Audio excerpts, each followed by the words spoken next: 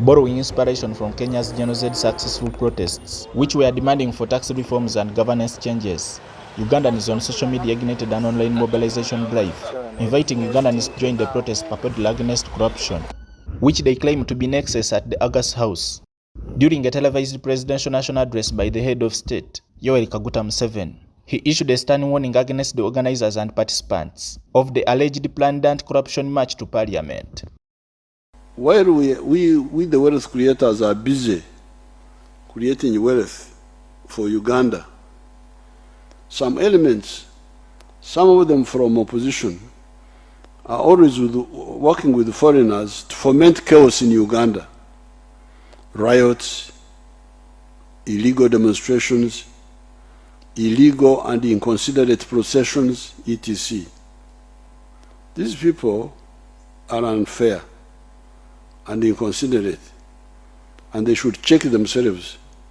We shall have no alternative but to check them. Despite Museveni's warning, the organizers of the protest march continued the online mobilization with such an unwavering commitment, which has prompted police to adjust its security posture, both within and on the roads that lead to Kampala city center.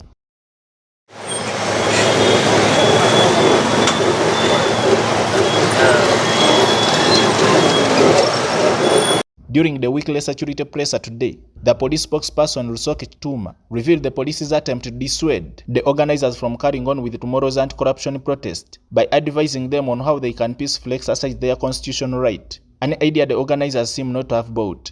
We made attempts as Uganda Police Force to dissuade the organizers from what we saw as a potentially anarchic approach.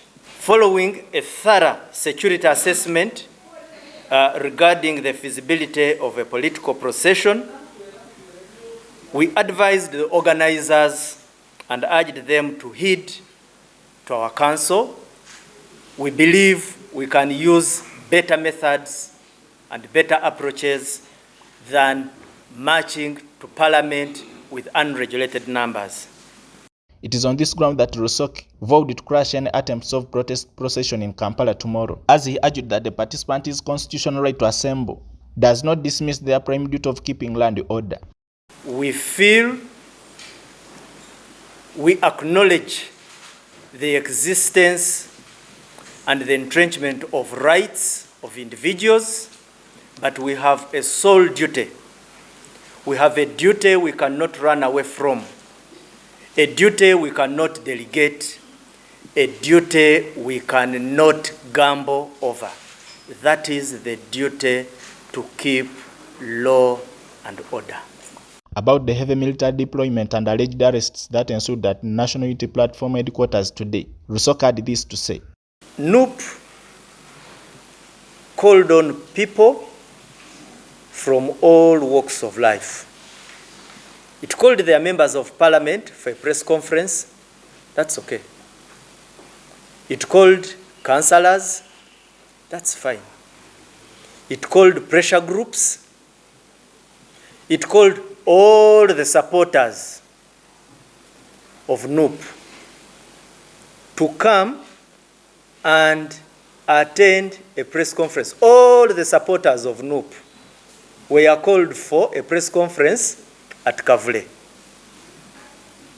Now, if you are going to call all the supporters of NUP in a small plot of land in crowded Kavule, what do you expect us to do?